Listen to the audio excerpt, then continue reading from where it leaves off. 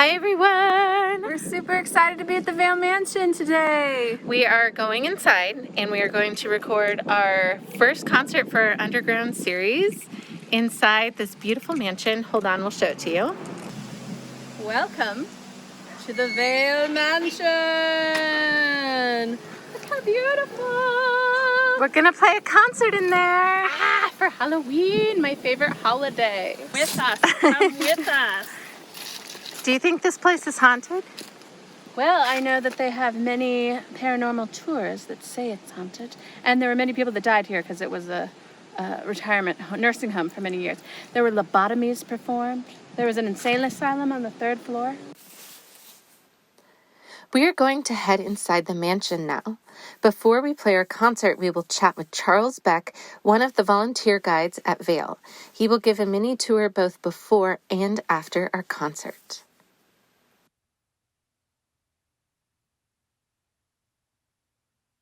Okay, my name is Charles Beck. I'm a volunteer for the City of Independence, and I give tours here.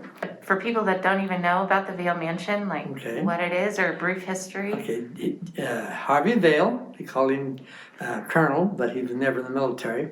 He and his wife Sophia went to Europe, and in Normandy they saw a chateau they really liked, and that was the inspiration for this house. This is considered one of the best examples of Victorian architecture in the United States. It was definitely conspicuous consumption. They were showing off because he had mail routes for the government all over the West, and that's how he made his money. And it was quite an amazing house. It cost him $150,000 to build it, which is about $4 million in today's money. They had 9 fireplaces, which are all coal-burning fireplaces. And this particular one was $1,500 it cost him back then, which is quite a few $1,000s in today's money. And it's white marble imported from Italy. The house has 120 windows in it, and the shutters on them are the original shutters. And they moved in here in 1881, and he was the senator that he has leased the routes from was charged with embezzlement. So he was charged with embezzlement. So he had to go to D.C. and stand trial. He was exonerated. It was a nursing home for 70-some years. And so a lot of people died in here, of course. And so there's a lot of groups come from all over the country, paranormal groups, and set up their equipment and talk to ghosts and whatever. Do you believe it's haunted? What? Do you believe it's haunted? Well, they do.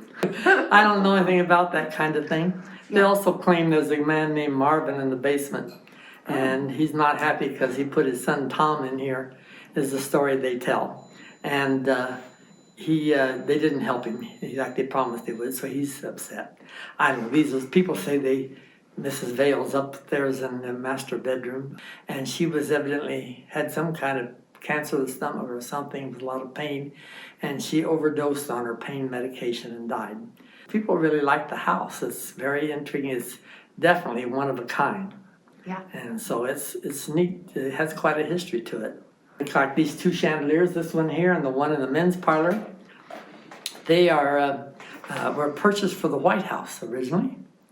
And they were too small for the White House, so he bought them for $800, which is a lot of money back then. And they are original. There's also the chandelier in the music room is original with the house. The master bedroom is an interesting story because when the artist painted the lady in it, she was naked from the waist up. And somebody from the Kansas City Post came over, and a reporter went back and put in the paper that was Mrs. Vaile. Well, that was a big scandal. So they brought an artist over from Italy to cover her up. And they paid him $1,500. $1,500 back then was a lot of money. And they get free room and board and all the wine he could drink. Because one of Mr. Vaile's hobby was had a 47-acre vineyard out here behind where the Truman Library is now. And he had a wine cellar to hold 11,000 gallons of wine. So that was his hobby. So guess how long it took the guy to cover her up? 15 months. He's like, That's a bunch of time too. yeah. And now it is time for the concert. Most of what you're going to hear today are original compositions that Sasha and I wrote as part of the Wires. We've been writing music together since 2009, but we have a few covers in there, including Camille Saint-Saens' Danse Macabre. So we'll introduce each piece as we go. And then at the end of the concert, we are going to have a continuation of our tour with Mr. Charles Beck. Thank you so much for being here. We would love to perform for you in person, but this is the second best thing. And we hope to see you for our Thanksgiving concert as well.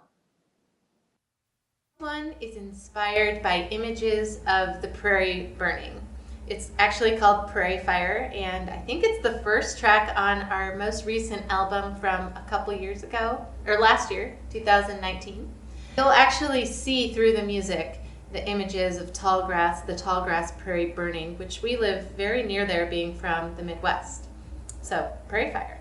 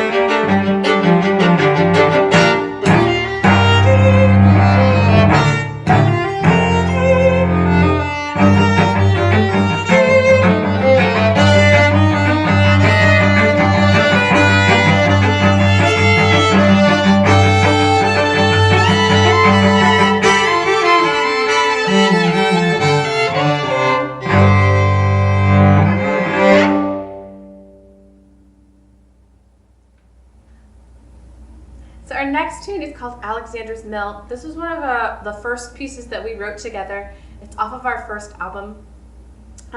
Both of us were really inspired by the Yo-Yo Ma, Edgar Meyer, and Mark O'Connor record called Appalachian Waltz that came out when we were in high school. If you haven't heard it, check it out. It's really cool. It's a bunch of originals, but it's also has a bunch of traditional tunes on it too.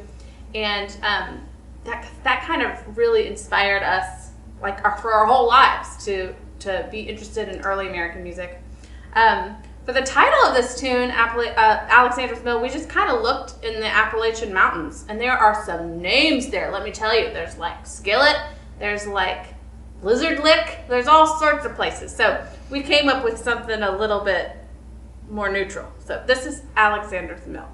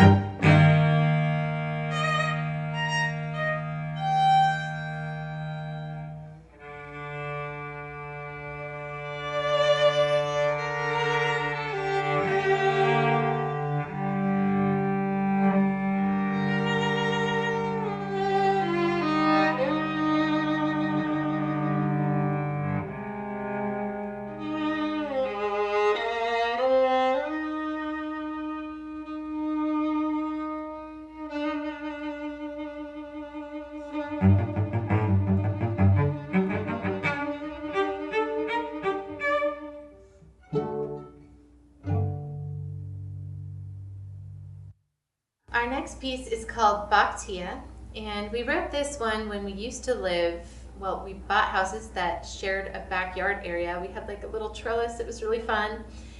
We'd just rehearse and go back and forth carrying our instruments into each other's homes from the backyard.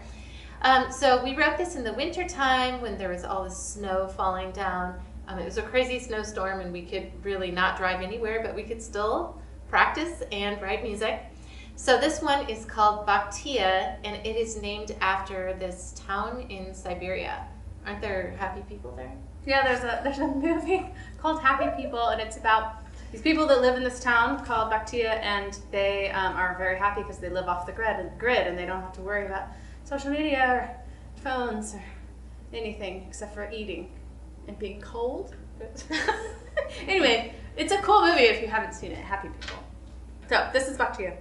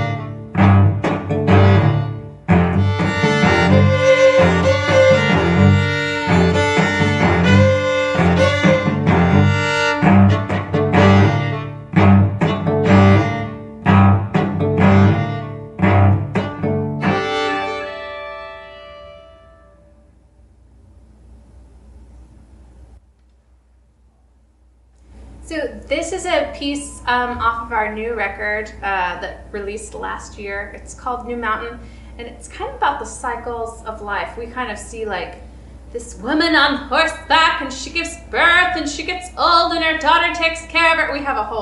We usually have all these visions and stories going on in our mind. I didn't know her daughter took care of her. Well, I like this. It's the cycle of life. This is your plan. This is my... I've got 2 little girls, so hopefully when I get old, they'll take care of me. Because right now, I'm taking care of them. Anyway, this is called New Mountain.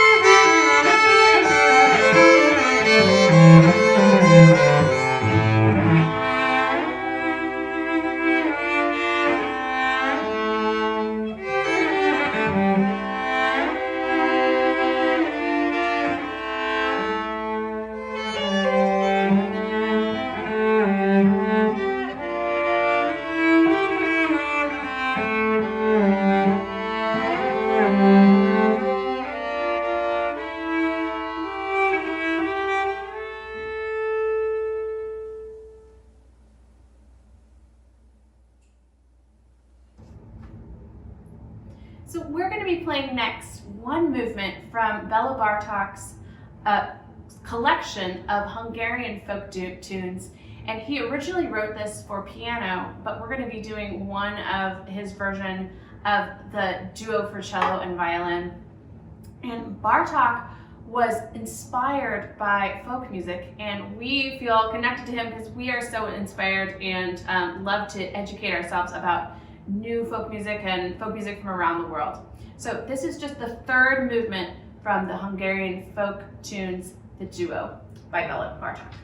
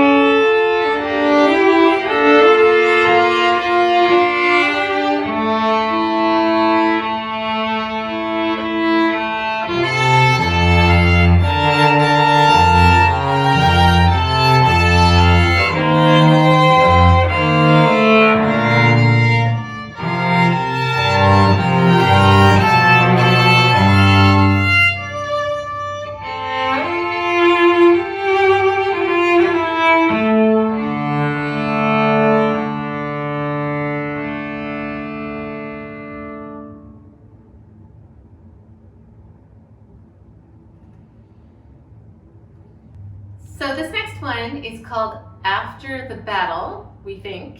It was a working title of After the Troll Battle, but it kind of is inspired by Game of Thrones or Lord of the Rings, maybe? Oh my goodness. But anyway, it's a newer tune. We haven't officially titled it yet, obviously. And yeah, this is one of the first times we've ever performed it.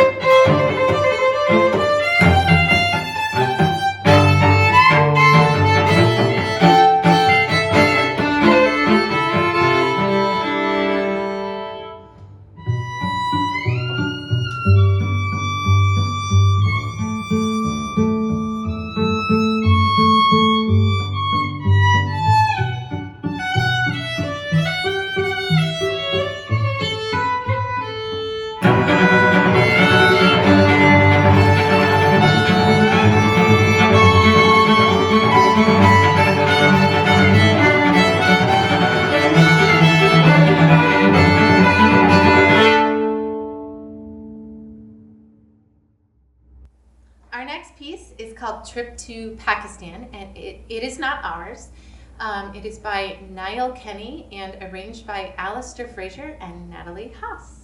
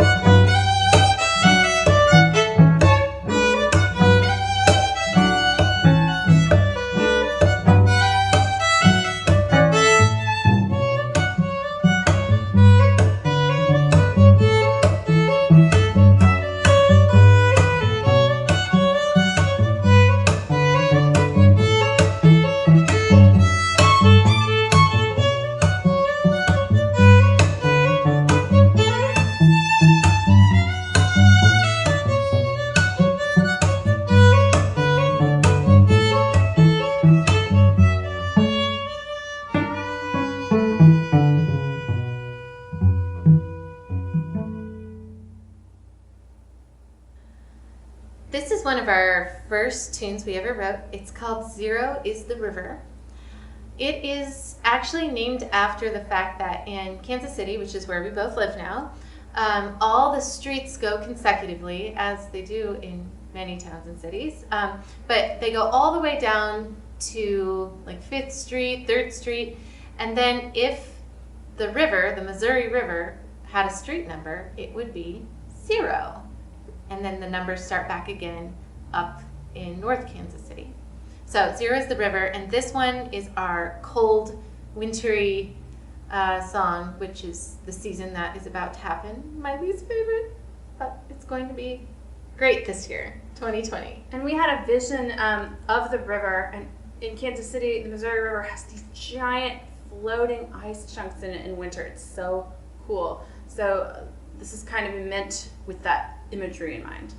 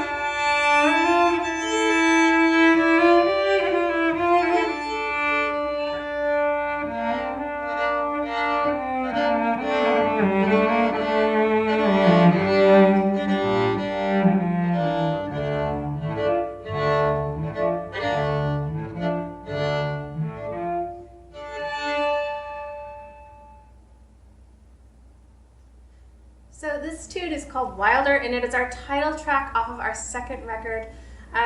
When we wrote it, we kind of had this vision of birds up in the sky, you know, starlings. They fly in a flock and they all turn at the same time, and it's so beautiful to watch them. So this is called Wilder.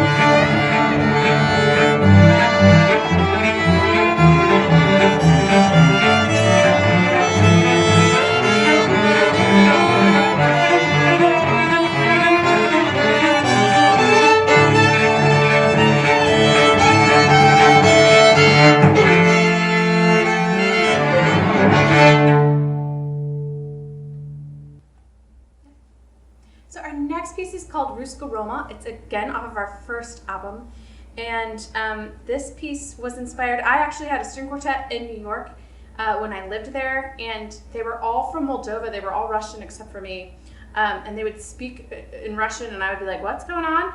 And they would play these amazing Russian melodies. And so this piece is kind of inspired from my time in New York with my Russian string quartet, which I miss. Anyway, Rooska Roma.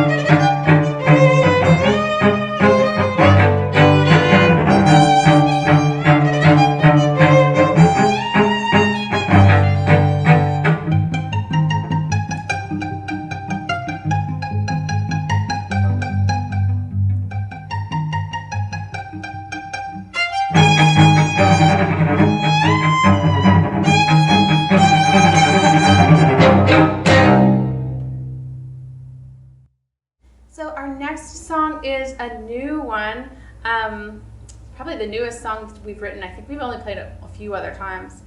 It's called Nightbird. And Laurel and I were hanging out in my backyard, and there was a fire, and we decided to lay around like logs in the backyard, and we were laying there, and I look up into the sky, and this giant bird flies over my head, and it was so beautiful. And you started screaming, Nightbird! I might have done that. So anyway, it inspired this song, which will be up on a new album someday. And I want to make a shawl. I found a pattern that's called the Nightbird shawl, so I want to make a shawl too, because I knit. Okay, so this is Nightbird.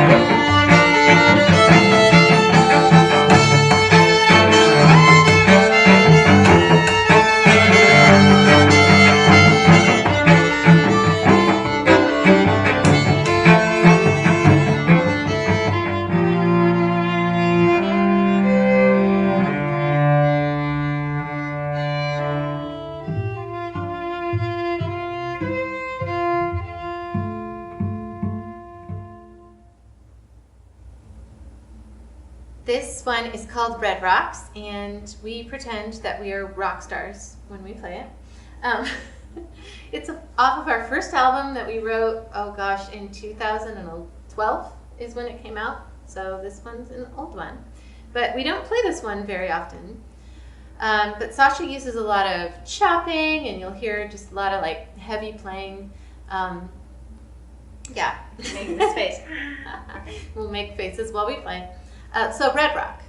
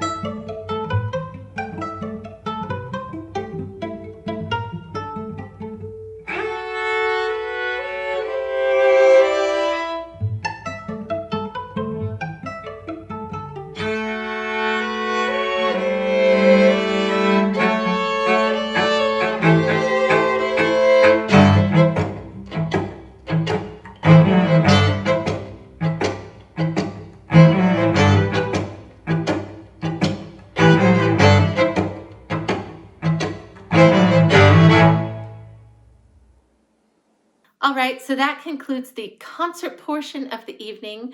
We're going to go ahead and continue on with the tour with Sasha upstairs in the mansion.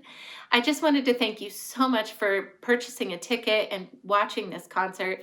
It means the world to us to continue to be musicians in the age of COVID. I also wanted to thank the Vaile Mansion and all the volunteers and the board there that keeps it running and was able to host us to play a concert for you there. And lastly, I wanted to thank Charles Beck for being our tour guide and Patrick Thomas for editing all the sound in the video.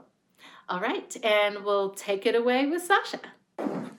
So the lady of the house, Sophia Vaile, didn't live here very, very long before she died. They think she had a certain type of cancer, and she accidentally overdosed on poison. They don't know if it was an accident, actually, or if it was on purpose. But they have a bottle here at the Vaile Mansion of the poison. It's not the original bottle, but they found this is the actual bottle of the type of poison that she accidentally took. Spooky! And this is her room. Here, I think you'd be interested to see.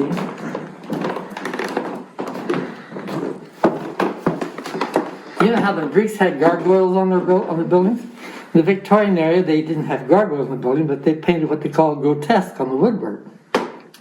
So you got all kinds of faces in the woodwork.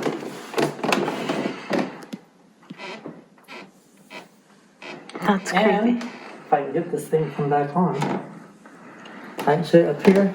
There's faces here, here, down here. And there's dogs, there's thousands of them.